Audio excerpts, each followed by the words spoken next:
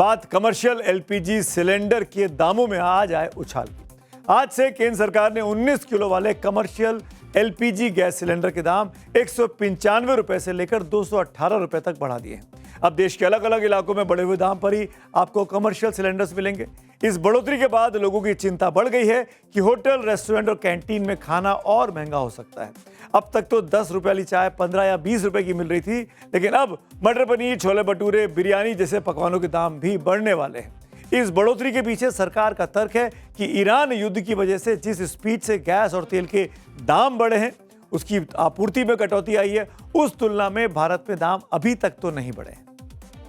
LPG के संबंध में मैं आपको बताना चाहूँगी कि हमारी इंपोर्ट डिपेंडेंसी लगभग 60% है और पिछले महीने के मुकाबले इस महीने जो अंतर्राष्ट्रीय प्राइस है, सऊदी सीपी बेंचमार्क है, उसमें काफ़ी वृद्धि हुई है। $522 से $780, जो लगभग 44% इंक्रीज़ होता है। लेकिन इस सब के बावजूद घरेलू उपभोक्ताओं के लिए एलपीजी सिलेंडर में के प्राइस में कोई वृद्धि नहीं की गई है। आपको साफ कर दें कि कमर्शियल सिलेंडर के दाम बढ़े हैं, घर में जो इस्तेमाल होने वाला सिलेंडर उसके दाम अब तक बिल्कुल नहीं बढ़े। तो आगे बढ़ने से पहले आपको देश के महानगरों के हिसाब से कमर्शियल एलपीजी सिलेंडर के दाम क्या है वो बता देते हैं, कितनी बढ़ोतरी हुई है। दिल्ली में दाम बढ़े। दिल्ली में 195 रुपये 50 पैसे था, बढ़कर अब 2078 रुपये 50 पैसे का हो गया नए रेट में। आज 218 रुपये बढ़े सिलेंडर के दाम। कोलकाता में अब ये नया दाम 2208 रुपये का हो गया है। इसी तरीके से मुंबई की बात करें तो 195 रुपये दाम बढ़े, 50 पैसे दाम बढ़े हैं। मुंबई में नया रेट 2031 रुपये का मुंबई में हो गया है और 203 रुपये आज बढ़े हैं। चेन्नई में तो ये दाम बढ़कर 2246 रुपये का आज हो गया है। तो ये नए दाम हैं इस नए कमर्शियल गैस सिलेंडर्स के, जो कि होटल वगैरह में इस्तेमाल किया जाता है। लोगों के दाम इसलिए भी अखर रहे हैं क्योंकि इससे पहले पिछले महीने यानी 1 मार्च को ही 19 किलो वाले सिलेंडर के दाम 114 रुपये 50 पैसे बढ़ाए गए थे। केंद्र सरकार ने 5 किलो वाले एफटीएल सिलेंडर, जिसे छोटू सिलेंडर भी बोलते हैं, उसके दाम भी बढ़ा दिए। फ्री ट्रेड एलपीजी सिलेंडर में 51 रुपये तक की बढ़ोतरी हुई है। पहले इसकी कीमत करीब 649 रुपये थी, जो अब बढ़कर 700 रुपये के आसपास पहुंच गई।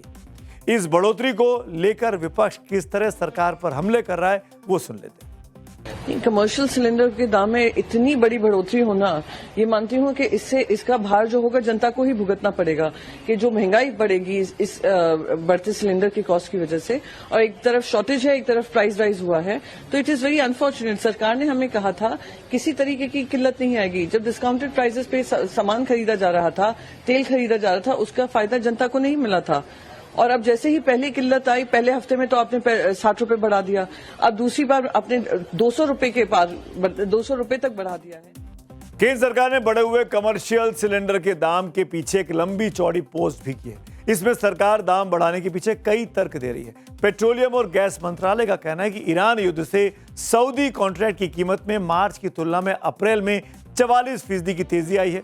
मार्च में ये कीमत $542 प्रति मीट्रिक टन थी, जो अप्रैल के लिए $780 तक पहुंच गई है। हॉर्मुज की खाड़ी से जहाजों की आवाजाही प्रभावित हुई है।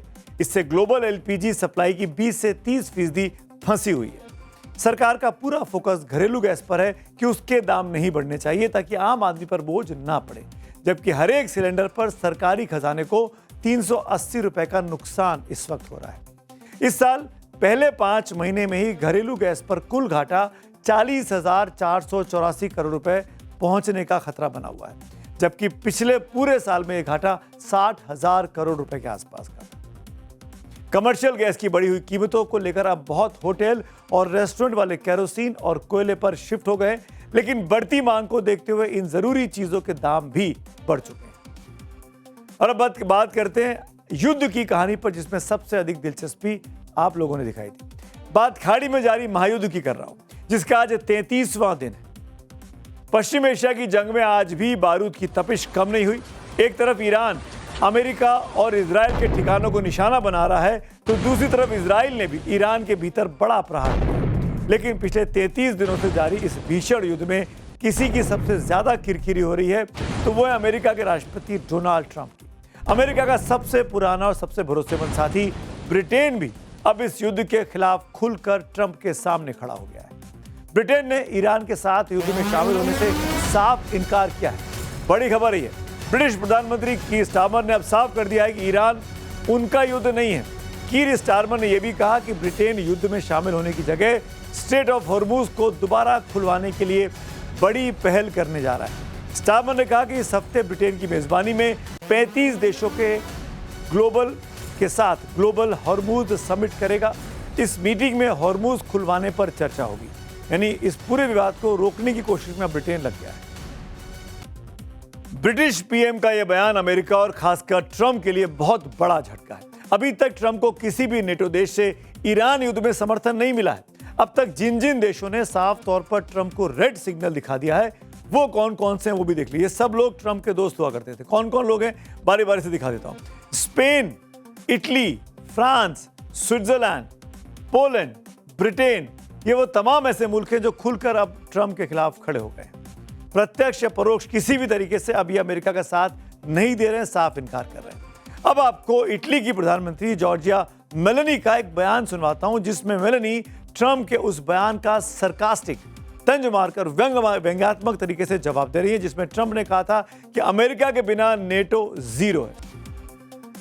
लगभग पूरे यूरोप में ईंधन की बहुत ज्यादा दिक्कत है। गैस स्टेशन पर गैस नहीं मिल रही है, दाम बढ़ा दिए गए हैं। जो पेट्रोल और डीजल होते हैं जिसको मान लो गैस कहते हैं, उसके दाम बहुत हद तक बढ़ चुके हैं। इसीलिए अब पूरा का पूरा नेटो जो अमेरिका के खिलाफ खड़ा हो गया इस युद्ध में। अमेरिका को एक और नेटो देश तुर्की से भी झटका लगा। सुनिए, तुर्की के एक सांसद है सेल्चुक ओजदा, उन्होंने कहा कि दो सिरफिरों ने ईरान पर हमला किया और ईरान उनके सामने डट कर खड़ा है। सांसद सेल्चुक ने कहा कि तुर्की ईरान के साथ खड़ा है और उसका समर्थन करता है। और इस बीच पश्चिम एशिया में जो जंग चल रही है उससे जुड़ी एक और बड़ी खबर आ गई है। अमेरिकी राष्ट्रपति डोनाल्ड ट्रंप अमेरिकी समय के अनुसार आज रात को ईरान पर एक देश को संबोधित करने वाले। ईरान में जो जंग चल रही है उस पर देश को संबोधित करेंगे आज रात, मतलब अमेरिका की आज रात, हमारे लिए कल सुबह हो जाएगी। व्हाइट हाउस की प्रेस सेक्रेटरी कैरोलिन लेविट ने एक्स पर पोस्ट किया कि ट्रंप अमेरिकी समय अनुसार रात 9 बजे देश को बहुत इंपॉर्टेंट मुद्दे पर संबोधित करेंगे। इसमें प्रेसिडेंट ट्रंप ईरान युद्ध के बारे में जनता को जानकारी देंगे। भारतीय समय के मुताबिक ट्रंप की स्पीच कल सुबह 6:30 बजे होगी। माना जा रहा है कि ट्रंप अपने मैसेज में इस युद्ध को समाप्त करने की अपनी एग्जिट रणनीति का साझा कर सकते हैं कि कैसे अमेरिका इस युद्ध से बाहर निकलने का मन बना रहा है। क्या दुनिया का सबसे ताकतवर मुल्क अमेरिका ईरान के काले पत्थर के आगे बेबस हो गया है? क्या व्हाइट हाउस ने मिडनाइट ऑपरेशन को लेकर दुनिया से झूठ बोला? पिछले साल, अगर आपको याद हो, अगर आप इस खबर को फॉलो कर रहे हो, पिछले साल यानी जून 2025 में जिस ऑपरेशन मिडनाइट को लेकर ट्रंप ने दावा किया था कि ईरान की मिसाइल सिटी मिट्टी में मिला दी गई है, लेकिन आज 33 दिनों की जंग के बाद 2026 में वो दावा मिसाइल की तरह हवा में ही उड़ता दिखाई दे रहा है। जमीन से 440 मीटर नीचे, जी हां, इस ग्राफिक्स को ध्यान में देखिएगा, जमीन से 440 मीटर नीचे, इतनी गहरा नीचे कि इसमें अगर आप कुतुब मीनार को एक के ऊपर रख दें, एक के ऊपर एक, तो 6 कुतुब मीनारें रखनी पड़ेंगी, तब जाके 440 या 450 मीटर बनता है। उस जगह पर, उस जमीन के उस हिस्से में, वहां पर मिसाइल सिटी ईरान ने बना रखी है। ईरान की मिसाइल सिटी, और वो भी ग्रेनाइट के पहाड़ों को चीरकर। जी हाँ, ये ग्रेनाइट के पहाड़ हैं जिसे आज भी मिसाइल लॉन्च किए जा रहे हैं। ऐसी सिटी जिसके अमेरिका का घातक B-52 बॉम्बर नहीं भेद पाया है। ये अमेरिका का सबसे बड़ा फेलियर रहा। आखिर क्या ईरान की इस मिसाइल सिटी की मिस्ट्री जिसके सामने सुपर पावर ने घुटने टेके? देखते हैं इस रिपोर्ट।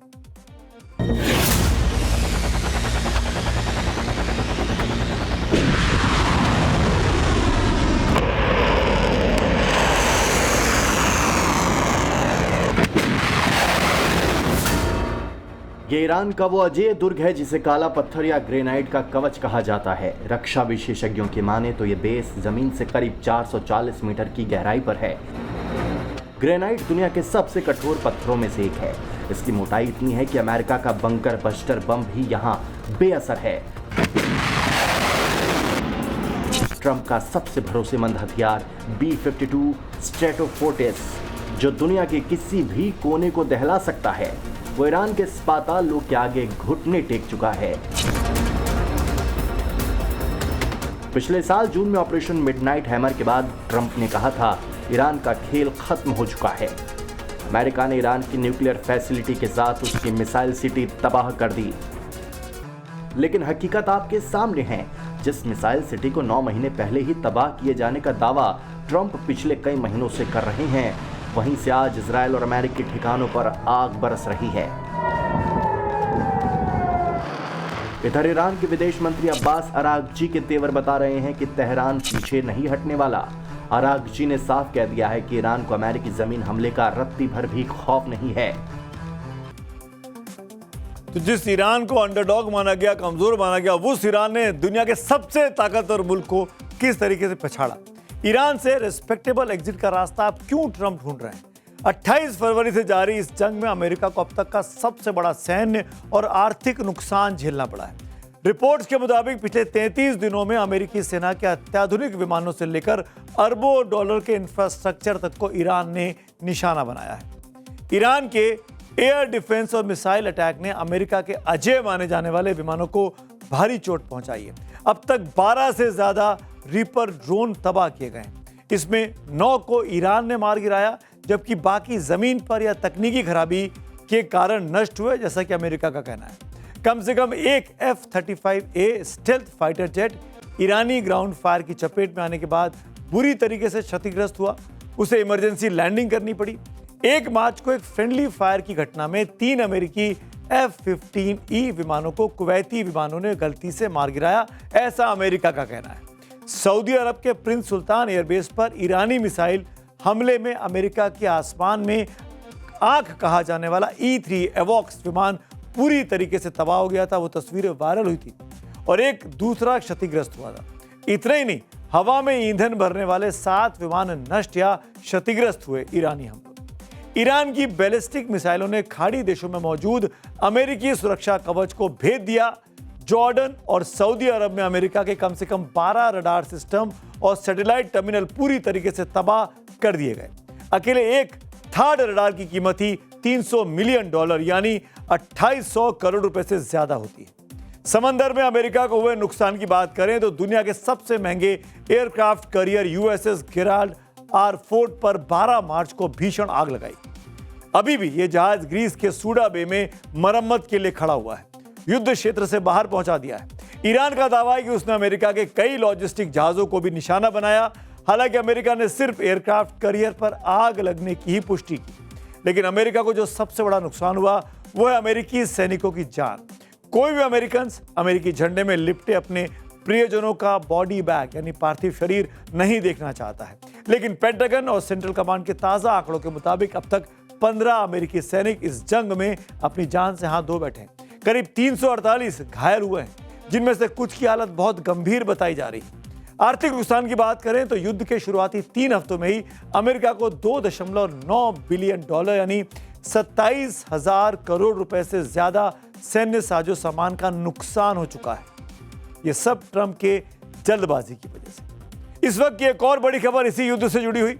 ईरान के इस्लामिक रिवोल्यूशनरी गार्ड यानी कॉप्स यानी IRGC की बड़ी चेतावनी है कि आज रात से पश्चिम एशिया में 18 अमेरिकी कंपनियों के ऑफिसेस पर हमला किया जाएगा। IRGC ने कहा कि तेहरान समय के मुताबिक रात 8 बजे से हमले शुरू कर दिए जाएंगे। IRGC ने कर्मचारियों को दफ्तर छोड़ने और इन कंपनियों के आसपास 1 किलोमीटर के दायरे को खाली करने को पहले ही वार्निंग दे दी है। अब ये जानिए कि पश्चिम एशिया में मौजूद वो कौन कौन से अमेरिकी कंपनियों के ऑफिस हैं जो अब IRGC के टारगेट पर आ चुके हैं। इनमें Cisco, HP, Intel, Oracle, Microsoft, Apple, Google, Meta, IBM, Dell, Palantir, Nvidia, Morgan Tesla, GE, Spiral Solutions, G42, Boeing जैसे बड़े बड़े नाम शामिल हैं जिनके दफ्तर हैं और उनको खाली करने के लिए ईरान ने वार्न किया कि आज से वो इन कंपनियों को भी निशाना बनाएगा।